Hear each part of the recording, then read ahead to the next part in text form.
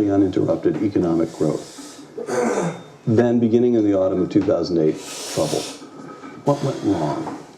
Well, actually, it started much earlier, and I think it was the housing boom, followed by the housing bust, which occurred in 2006. 2006, much earlier. So the reverberations of that, there were people out there who had trillions of dollars invested in securities based upon mortgages, and when people stopped paying their mortgages, the value of the securities vanished into thin air. So you do not argue that this was a financial crisis that spilled over into the real economy. You argue that it was a problem in the real economy, particularly the housing market. Never had this kind of crisis in the real estate market. For centuries, people did their life's work lending money for mortgages did that without the politicians interfering. Once the politicians started meddling, the results were what you could have predicted. It's what was predicted in fact. All right. Response to the crisis. The Federal Reserve floods the financial markets with liquidity, while first the Bush administration and then the Obama administration enact stimulus and bailout packages that now amount to, as best I can make it out, something like $3.6 trillion. Correct? Back in the savings and loan industry, we're guaranteeing it, but it's not costing the taxpayers anything. Well, it's not until it fails, and then it costs the taxpayers. Segment 2. What is to be done now? Fed Chairman Ben Bernanke announced this past autumn that the Federal Reserve would engage in a new round of, quote, I'm using his term, quantitative easing, the so-called QE2. The Fed will purchase, Tom, wipe that smile off your face. This is serious. This is serious. The Fed will purchase some $600 billion of Treasury instruments to keep interest rates low. No, wait a minute. Dr. Soul's an eminent figure, and I even had in the email somebody commenting on your lovely baritone voice. You're a sterling figure in all kinds of ways. But Ben Bernanke is at Princeton. Oh, yeah. In other words, what is he thinking? What does Ben Bernanke think he's doing? It can't be that easy, can it? To say, oh no, that's a mistake? Well, you know, Ben Bernanke is chairman of the Federal Reserve System. He's no longer a professor at Princeton. Well, he's in absentia. Emeritus. Or, right. He's taken a leave of absence. Right? Yes. And so we have a whole different sense. Okay. Well, what is painful to me, really, looking back, this argument is not a new argument. This argument was made in the 1920s. People were saying the same thing on both sides they're saying right now.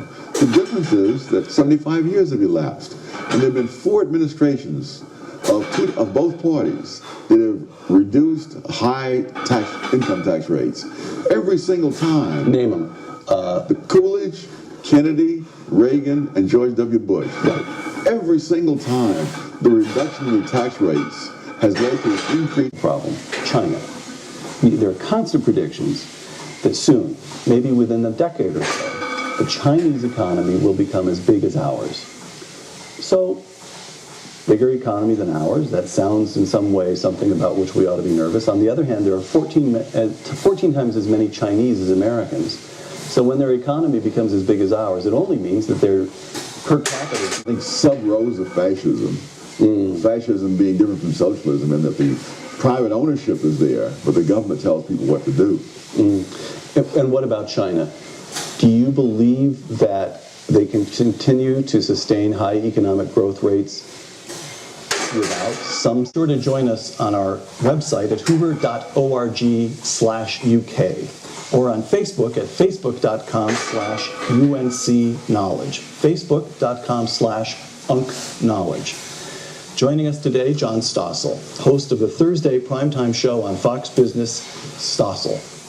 Before joining Fox, Mr. Stossel, a graduate of Princeton, spent almost 3 decades at ABC. He has won 18 Emmys. Right at the top here. No, they can't. Quote, what intuition tempts us to believe, when there's a problem, government should act. What reality taught me, individuals should act, not government. Close quote. Why a preference for individual action over collective action through the government? Just from what I've observed in 43 years of reporting. I mean, what next? It can't know.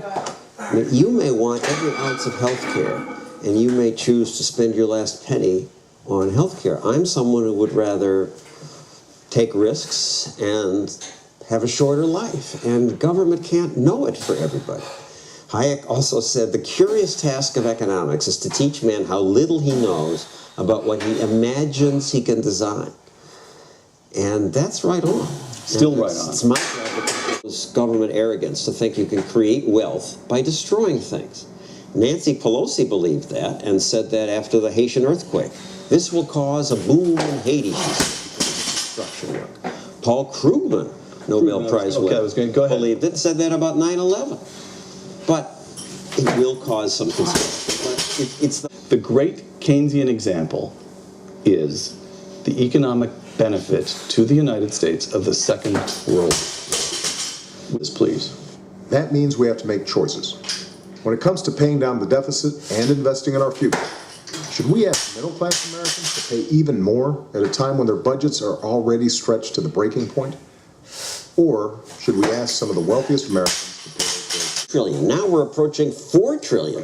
It's the spending, stupid. Don't talk to me about taxes. And Milton Friedman was right. He says the tax levels are not what count. Government spending is what counts as a percentage of the economy. It doesn't matter if it's paid for in taxes or borrowing. Sooner or later, it will be paid for by us. Correct. Okay, a couple big facts about American history. Here's one. Ronald Reagan, broadly speaking, taxes, which distresses both of us. You have the rise of the Tea Party. You have this will surely be your third bestseller, to the chagrin of the New York Times, which will rue the print it has, the ink it has to use to print it on the bestseller list. Do you sense the country in this election year moving into a kind of rebellion against this huge state, or at least against Barack Obama? That's not the case.